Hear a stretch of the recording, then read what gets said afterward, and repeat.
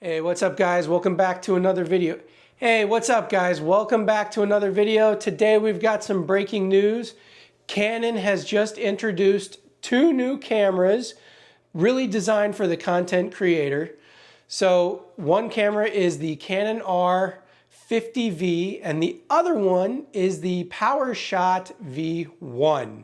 So let's check out these two cameras and explain who they're for. So with the PowerShot, you do have a fixed lens, a fixed zoom lens. So it goes from 16 to 50 millimeters equivalent, and it has a variable aperture of f2.8 to 4.5. So that means if you want to shoot at 2.8, it'll shoot at 2.8, but then as you zoom out to 50 millimeters, it will change the aperture to 4.5. So if you want to keep consistent exposure, you'll need to set your aperture at 4.5. That way from 16 to 50 millimeters, it's not changing and it's not messing up your exposure. It does have optical stabilization, which is great. It does have a 3-stop built-in ND filter. That is awesome. It's got active cooling, which will extend your shooting times. It also has a 3-inch 1.04 million dot articulating touchscreen. It does have mic and mic input and headphone output, which is really good. So you can see that both of these cameras are really built for video in mind. So that's awesome. Now Canon is kind of wanting to sell the R50V with a kit lens. And it's only $200 more with the lens. And that's the RFS 14-30 f4.5 to 6.3 IS STM PZ lens. So just like with the PowerShot, the lens that they want to incorporate is a variable zoom lens. So the widest aperture you have is 4.5, and as you zoom out to 30 millimeters, it will change that aperture to 6.3. Now that is not a very, that I'm not happy about. I think there's much better options for lenses for the R50V. So let's go over some of those right now. So some first party lenses you have here. You've got the RFS 18 to 150. Again, variable aperture, f3.5 to 6.3. The 10 to 18, 4.5 to 6.3. 14 to 30 that we just talked about. The 55 to 210, f5 to 7.1. The RFS 18 to 45, f4.5 to 6.3. The 7.8 f4 prime lens, and the RFS 3.9 f3.5 dual fisheye lens. And that's really for more like creating a virtual space. So like if you're a realtor or you do real estate videography, you take this lens and you go out throughout the house and you can create a 3D of that space. It's really for like that kind of thing. But Canon has opened up the RF mount to Sigma, and Sigma has made some really, really good RFS lenses. So let's check those out. So you have some primes here. You have a 16 millimeter f1.4, a 23 f1.4, 30 f1.4, 56 f1.4, and then you have a 10 to 18 f2.8. So that means that throughout the entire zoom range of 10 to 18 millimeters, it stays at f2.8. So it does much better in low light. Then you also have the 16 to 300, f3.5 to 6.7. That is actually really awesome, and I think that would be great to go with the R50V. But the lens that I would highly, highly recommend for the R50V is this contemporary 18 to 50 f2.8 lens. And that's a good price, $549. And then you pair that with the $849 R50V, you got a killer combo right there. I mean a killer combo.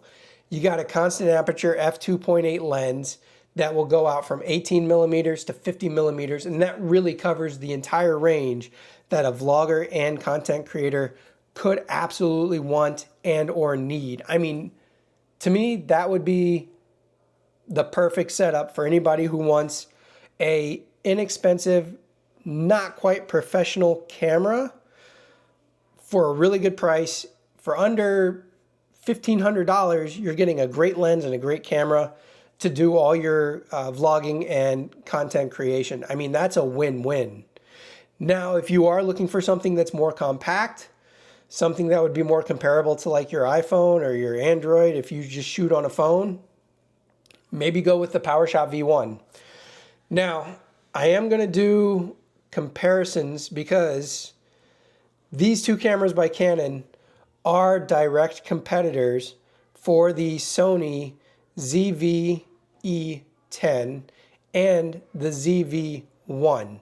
So the PowerShot V1 is a direct competitor to the Sony ZV-1, and then the R50V is a direct competitor to the Sony ZV-E10 camera.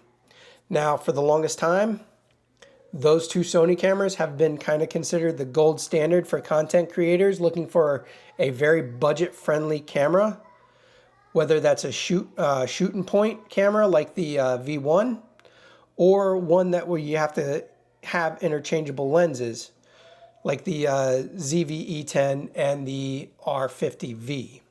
So I am going to be doing some future videos this week comparing the PowerShot V1 to the ZV-1 by Sony, and then I'm going to do another video that compares the Canon R50V to the ZV-E10 camera.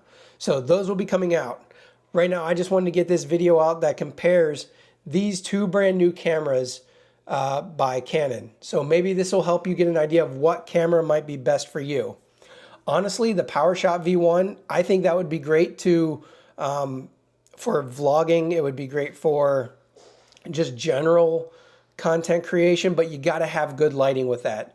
I mean, granted, the f2.8 to 4.5, that's going to give you a bright enough aperture to where it really, you don't need super lighting for that. So I think that's going to be really, really good. I just wish that they could have kept it as a constant aperture f2.8 or maybe a 3.5 or an f4.